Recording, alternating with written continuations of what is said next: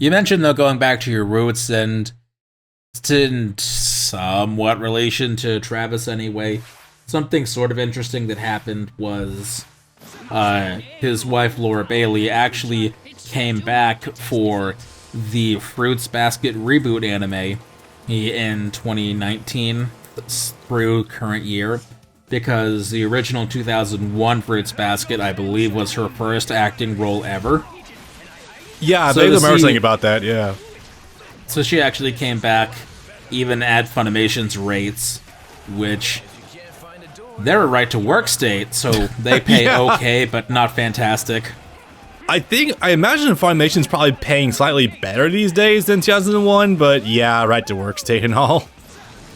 Oh no, a lot better than back then, but that's why even now a lot of actors make the pilgrimage to LA. And it's like, I look at some of these somewhat new, and by new I mean within the last 8 to 10 years, seeing some people who have apparently only been working for like 3 or 4 years make the pilgrimage to LA, and I want to sound like a total dick saying this, but if you've only been working 3 years, have you earned / can you afford the trip to LA?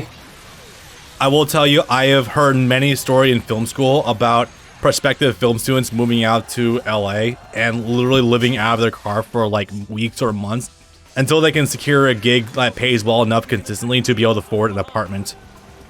Like, I have heard many of those stories, and let me just say straight up, I've realized that when I was getting closer to the end of my time in film school to like when I graduated, I was working at overnight gig at the place we were at. I realized that, yeah, this fucking industry is too fucking cutthroat, and you just step over too many people to just make like feel, I don't know, morally justified, even if you are making creative stuff. It's like, Jesus Christ. Yeah, it's sometimes really not worth it. Yeah, it's like you are sometimes literally just stepping over toes and stepping over like other people's potential livelihoods in order to just get like one gig that will pay rent for a month. It's like, God, I don't know, man.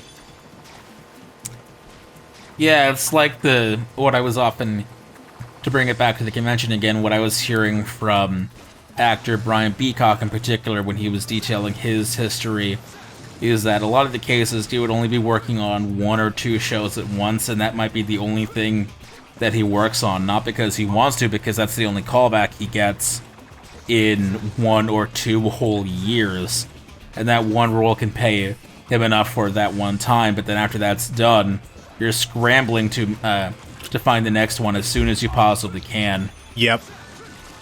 And if you find something that's any less than a year, you're basically fucked. I mean, essentially, I feel like I'm like, God, my moral compass is probably too Paragon sometimes. Like, I could not feel good about just like spamming people's emails with my resumes and cold calling nonstop. That's just, I don't know. I come to realize that's just not me. Like, maybe it's just because I'm getting older, but I kind of realized too late. But if nothing else, I can at least say that, quick side thing, yeah, I can at least say that I at least graduated with a bachelor's degree, and that's something that's very rare in any of my families, so I'll take that at least. Also, just walking into a place with a resume, or in this case a demo or something, doesn't exist anymore. Yeah, it's like To literally all doing any sort of- connection-based today.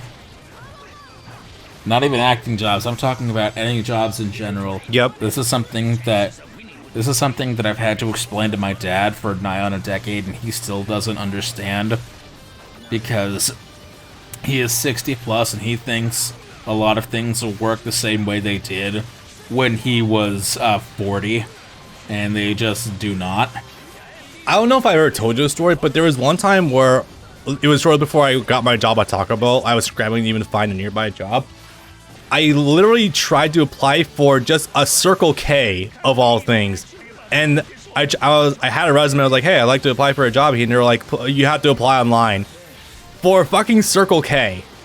Like, Oh, that one of the yeah, that was seediest looking like chain gas stations you could think of, and they're like, "No, you gotta apply online." Jeez, okay.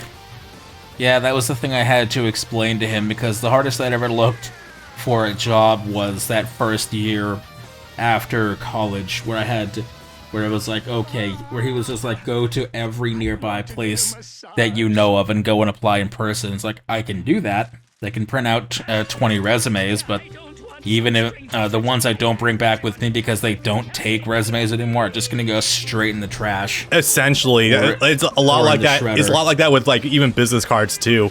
It's like you have to do them in order to have a chance of even getting like gig connections. But it's also like you just know like 99% of these are ending up in the trash somewhere. You have to apply online. They don't take paper applications. Even if you walk in with a printed paper application, it just goes straight in the shredder. And that's because they do preemptive tests like personality tests. Answer these questions in a certain way to an exact profile. And if you don't get that profile right, then you're automatically disqualified. Yep, pretty much.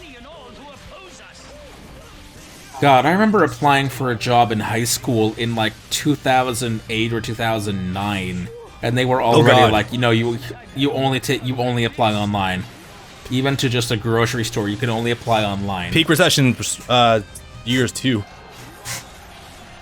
Yeah, no, that was the fall of 2009. Ouch. Yeah. And that was in the middle of a strike at that grocery store too. I wanted to be a scab, and they were still like, "Nah, apply online." Jesus Christ. Okay. Literally for a temp job that would have lasted maybe 2 months, if even. Delicious.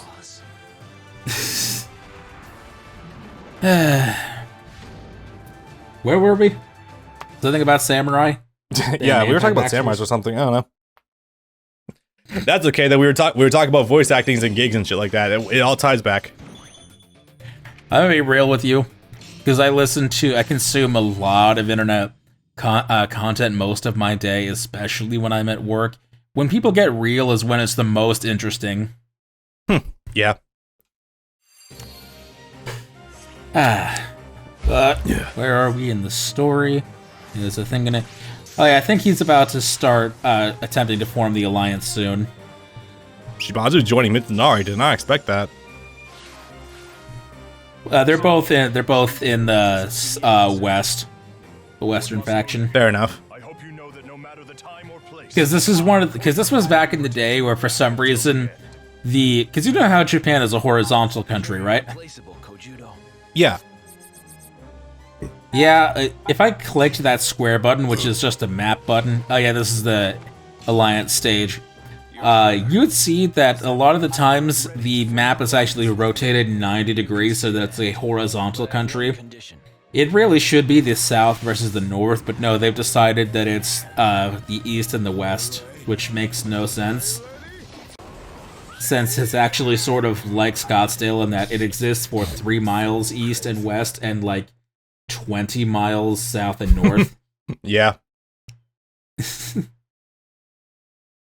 Even then, that's not even fully accurate either, because I think Japan exists more on like a tilted axis anyway. Like it's more like northeast to southwest. Kind of. Yeah. I think north and south denotes more like just top half and bottom half. Let's cut to the chase. You'll have my help, but on one condition. And if you try to haggle with me, The wrong side, I didn't even know there was like an island just floating up there at the top of Japan. That would be Hokkaido. Japan is actually made up of a couple hundred, maybe even a couple thousand disconnected islands. Oh god, that sounds like it was fun during this time period then. Yeah, even better. That would definitely explain a lot about when you lose like someone at the top and you create a power vacuum, everyone's just vying for the top spot.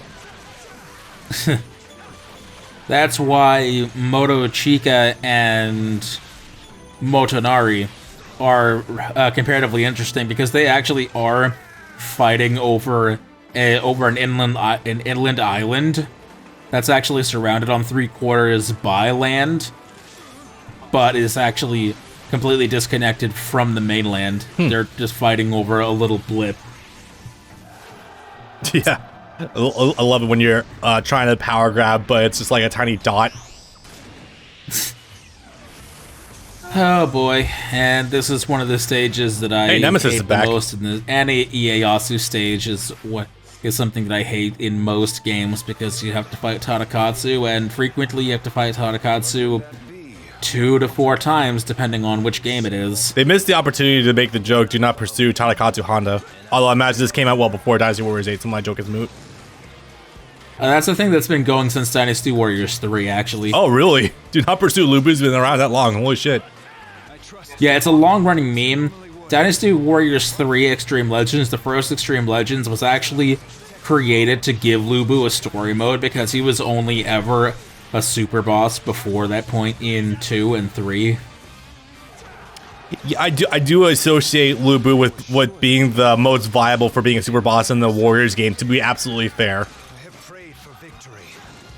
And it's always funny seeing what other Musou games will try to create as their Lubu, as it were, to have something similar. Samurai Warriors kind of has one in the form of their Tadakatsu Honda, who is just a guy, but he's nowhere near as intimidating or powerful. Yeah, I mean, the Warriors Honda, he is fairly big, and he is powerful, and, like, I think in the story for Orochi, he held his own. Orochi 3, yeah, I remember the story a little bit, funny enough. Like, he was portrayed as being fairly strong and holding off a lot of the demons coming in, but yeah, he's not a fucking Nemesis Gundam running around as like a tank, so hard to compete. And they pull the joke further by having Lubu and Tadakatsu Honda be your starting characters in Warriors Orochi 4. Nice. But in other games like Berserk, where you are Lubu.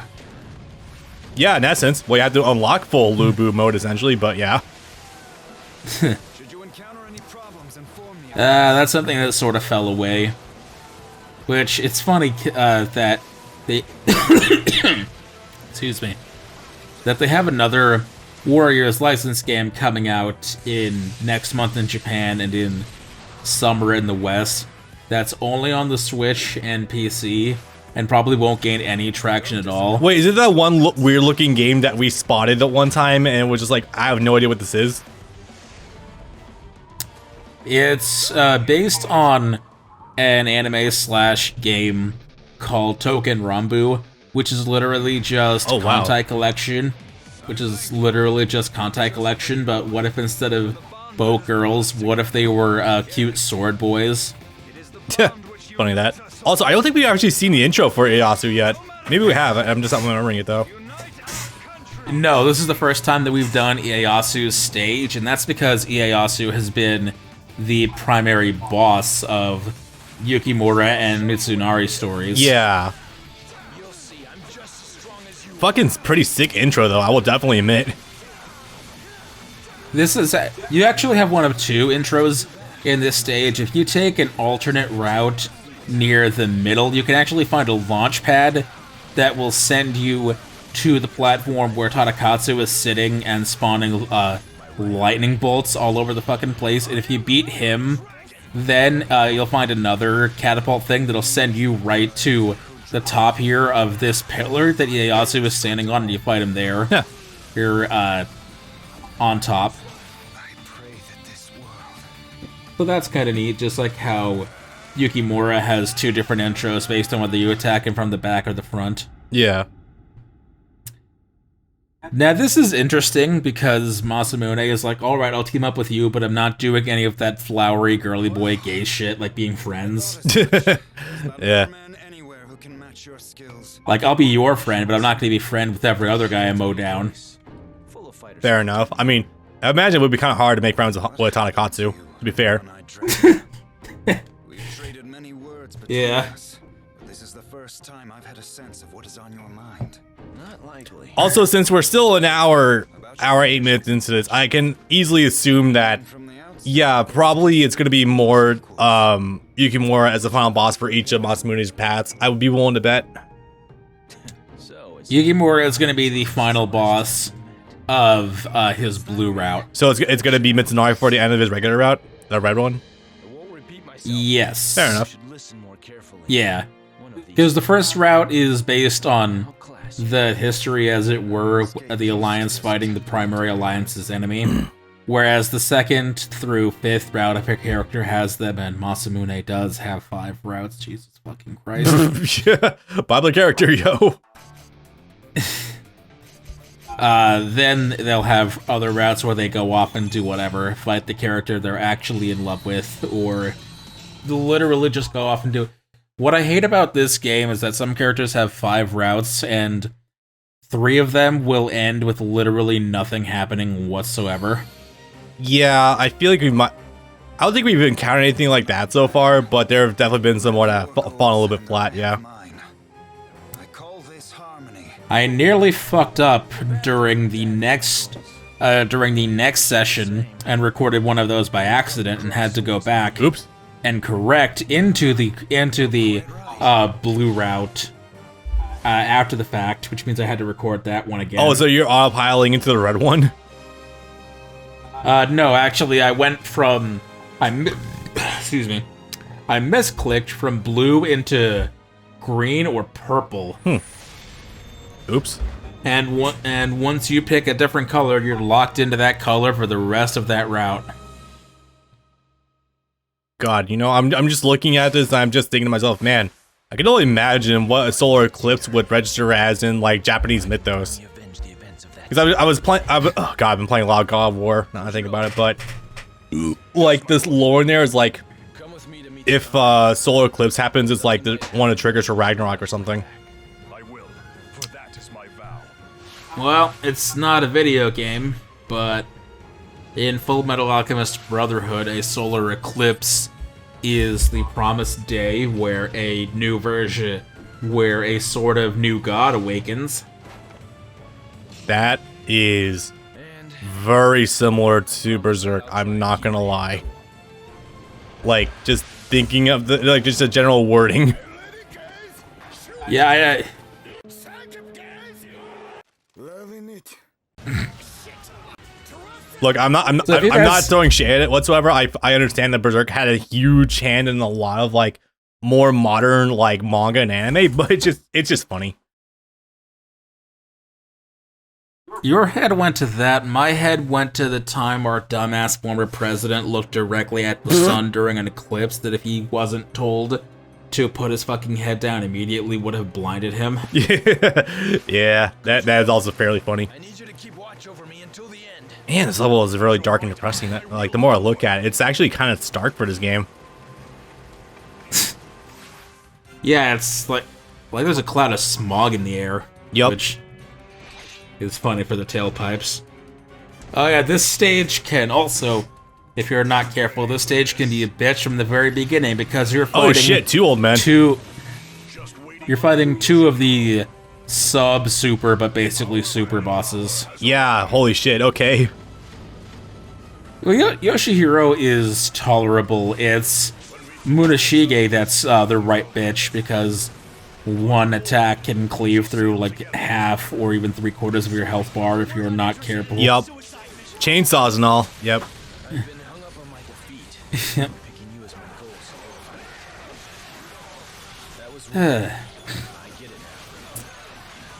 Yeah, there's 6 of these stages, so they sort of fall into a pattern with these after a while, and some of them really should not be there.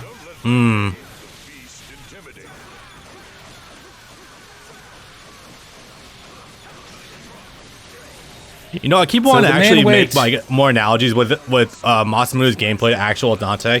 And honestly, outside of like this straight up stinger move he has, like there's not really any connections to be made there. Like he's definitely a lot more unique in the gameplay department than I was expecting, honestly. It really does entirely come down to personality and writing.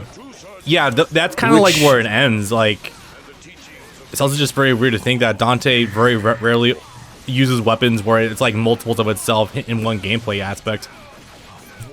Which is actually what still confuses me to this day about Devil Kings, is that I know they were trying to clout chase Devil May Cry 3, but it's like, you have Masamune, who's already like DMC3's Dante, but you chose to make the focus character Nobunaga.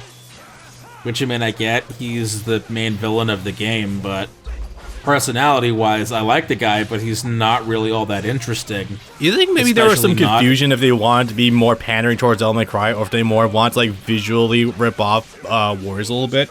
Because honestly, when I think of like Oda on the cover for that game, I honestly get more vibes of like Lu Bu from Warriors. Like, is that weird to say?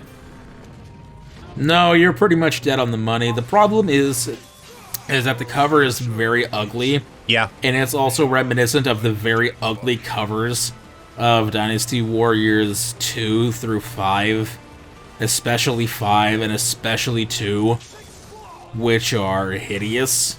Where a lot of the time they end up accidentally looking more like weird Windows XP era backgrounds, yeah. Yeah, like, hold on 1 second. Oh Jesus, everyone's teaming up for this one. Everyone in the South. Polar opposites. That's okay. That's a nice way of putting it. Pardon me. I have some business to attend to. There is a sort of similarity to be made here.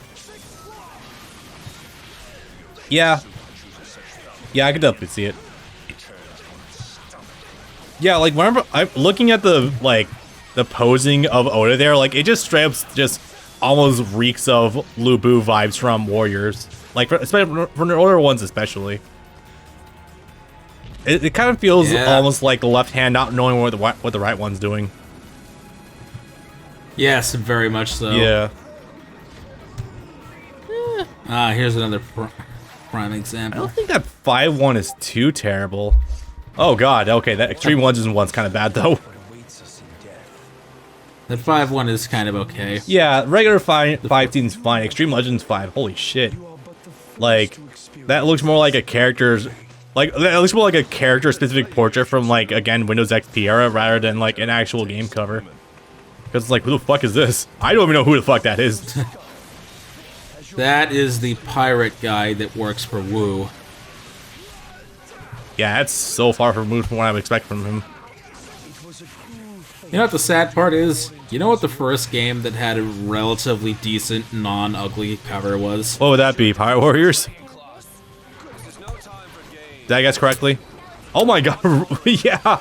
That's rough. Yeah, that actually looks kind of good. It actually sort of capitalizes on the feeling of what a Muso is. Yeah. I think 8 did alright for its covers. I don't remember fully what they look like offhand, though. 1 second. The problem with most of them is it's literally just a render of, oh, Jesus. what the fuck is his name? Zhao Yun's face. Yeah.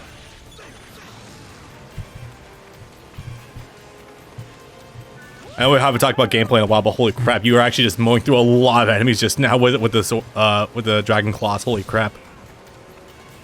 It's the only way you can really win as him. His other attacks are surprisingly not very powerful.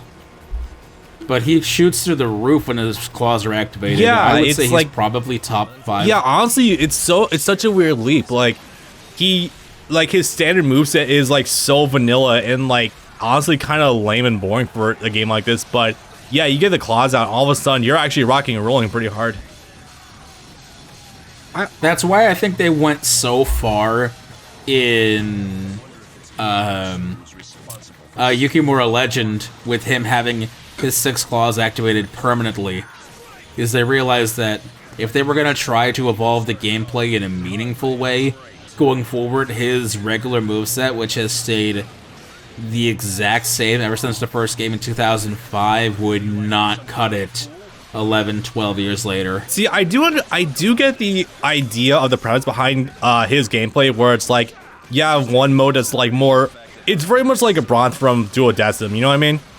Where it's like, it's not so much like that, where it's like, you have to work for your transformation and then you're indestructible. It's more like, you can choose to go more balanced and like lose your offense, or you can go balls in and like potentially lose the ability to even guard, or like you lose it as soon as you get touched. Whereas like it's definitely more like high risk, high reward in that regard. So I respect that, but yeah, if you're going to evolve the gameplay, you might want to ditch that and just like just advance from there because holy shit, even with fucking Mitsunari, you're already dancing all over Dragon Claws exposed. Well, see, the thing there is that I think this is the first game where you could actually manually activate Dragon Claws.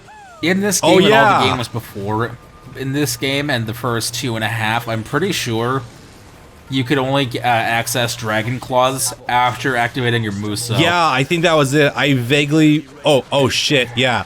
Okay, I know that for a fact, and I'll tell you why. It's because I did once play a little bit of Basara 3 on the Wii, and I think it was like that for that game too. That's not the item equipped item that lets you do that. It's a move you can unlock. That's what becomes your R2 trigger attack. One of the 3 you can equip. But prior to this game, it was I'm pretty sure it was just straight up your Basara attack. Ooh, nice shot! That was the only way you could access it. Have you and I met before? He still doesn't recognize him. Yes. You defeated me at Odawara. Oh, that was you? Funny. So that must be why you've come here, seeking another defeat. Talk all you want. I don't care. Good to see that Masamune has actually moved past the anger issues. Good on him. I just wanted to tell you that you're nothing but a mark in the road. I think this dialogue is actually the same as when you fight Masamune in Mitsunari's Blue Route. Which is really funny to see it from another angle because that's when Mitsunari's gone completely off the rails. Yeah. And this is Masamune at his peak, I guess. Imagine doing this fight, but you don't have full Dragon Claws unlocked in the move just yet. That would be awkward. Yeah.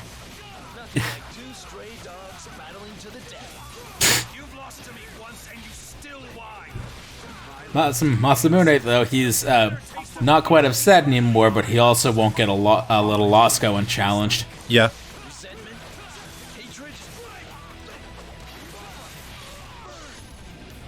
I love how all the really good shit was just saved for this. Yeah, that's the sort of problem that these, I guess, even still arcade-based stories, which is weird to say for a Muso game. No, I get it. Like route-based stories, it still yeah. counts. Where they falter is that they really only have, because they have so many characters they have to work with and multiple routes within, only like 2 or 3 out of 6 to 10 stages can actually have cutscenes. Yep. How did I lose? Which is why I so vastly prefer games like Dynasty Warriors 7 and 8, where they have, excuse me, faction-based campaigns, where every stage gets dedicated cutscenes because they're telling an overarching story. Yeah. Which, in a way, I guess is sort of what Yukimura Legend was trying to do on a very micro scale. Did you forgive him? Did you forgive him? I'm hardly that commendable of a man.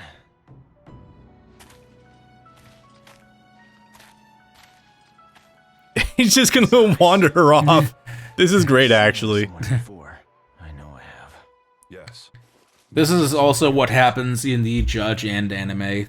They're like, okay, let's have Masamune fight Mitsunari before he fights Ieyasu, and then we'll have Yukimura fight Ieyasu first as well, so they can get their unimportant stuff out of the way before the actual climax. Yeah.